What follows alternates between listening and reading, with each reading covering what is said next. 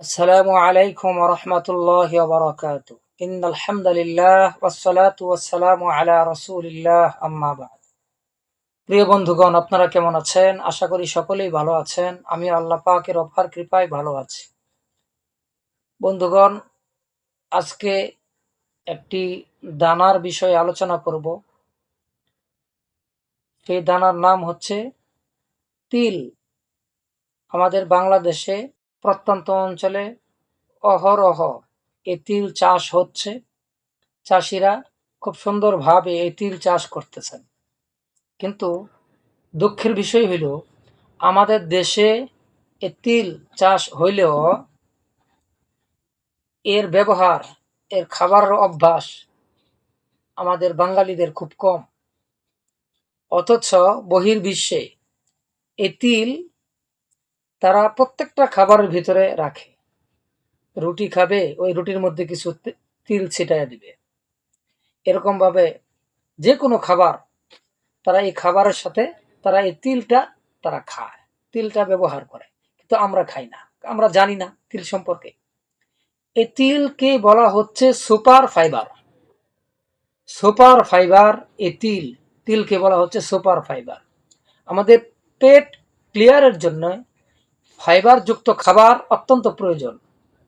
তো এই জন্য যাদের পেট ক্লিয়ার হয় না, কোষ্ঠকাঠিন্য লেগেই থাকে,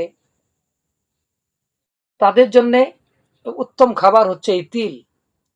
এটা সাদা তিল, মূলত কালো তিলই এটা, আমাদের দেশি তিল।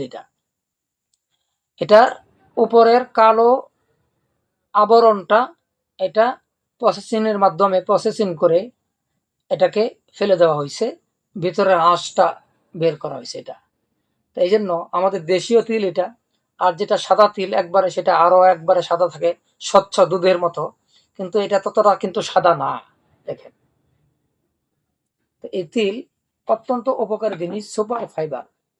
যাদের শরীরে ক্যালসিয়াম কম আছে, যাদের শরীরে ক্যালসিয়াম কম, আপনারা এই তিল খাইতে পারেন। যাদের শরীরে বাত ব্যথা আছে, আপনারা তিল খাবেন। যাদের কোষ্ঠকাঠিন্য লেগে থাকে, আপনারা এই তিল খাবেন। কিভাবে খাবেন? প্রতিদিন সকালবেলা খালি পেটে 1 চামচ তিল, এই খোসা ছাড়ানো এই সাদা তিলটা নেবেন, অরিজিনাল দেশিটা। এই তিলটা 1 চামচ, চা চামচের 1 চামচ মুখে দিয়ে আপনি চাবায়া খায়া 1 গ্লাস ঠান্ডা পানি খাবেন। আধা ঘন্টা পর নাস্তা খাবেন। এইভাবে একটানা খাইবেন 7 দিন। 7 দিনের পর আবার 5 দিন গ্যাপ দিবেন। 5 দিন গ্যাপ। এটা কিন্তু বয়স্ক ব্যক্তিদের জন্য বলতেছি, বাচ্চাদের জন্য না। যাদের বয়স হয়েছে তাদের জন্য, 15 বছর 16 বছর থেকে নিয়ে খাইতে পারবে। 1 চামচ তিল খাবেন, আর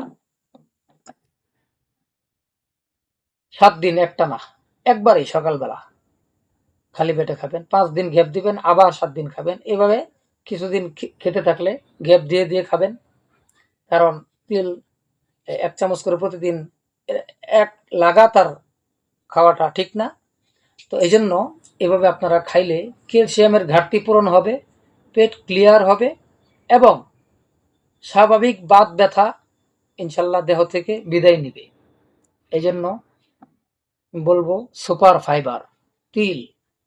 তিল সংগ্রহ করুন, তিল সেবন করুন। আপনি রুটির সাথে কয়েকটা ছিটা দিয়ে খেতে পারেন। আমাদের দেশে তিলের নাড়ু বানায়, তিলের নাড়ু বা তিলের খাজা রাস্তার পাশে থাকে বলে এই তিলের খাজা আমরা খাই না। রাস্তার পাশের জিনিস, এটা খাওয়ান যাব না। ঠিক আছে, রাস্তার পাশের উন্মুক্ত খোলা জিনিস না খাওয়াটাই ভালো, কিন্তু আপনি নিজে তিলের খাজা বানান, বানায় অল্প অল্প খান, খুব ভালো একটা খাবার। বাচ্চাদেরকে ওই বিভিন্ন আজে বাজে জিনিস না খাওয়ায়া বাচ্চাদের জন্য এই তিলের খাজা তৈরি করেন। গুড় গালায়া সুন্দরভাবে আপনার তিলের খাজা তৈরি করে বাচ্চাদেরকে খাওয়ান, খুব ভালো জিনিস। এই জন্য তিলের পুষ্টিগুণ জেনে আপনারা সেবন করুন, সুস্থ থাকুন। আসসালামু আলাইকুম ওয়া রাহমাতুল্লাহি ওয়া বারাকাতুহু।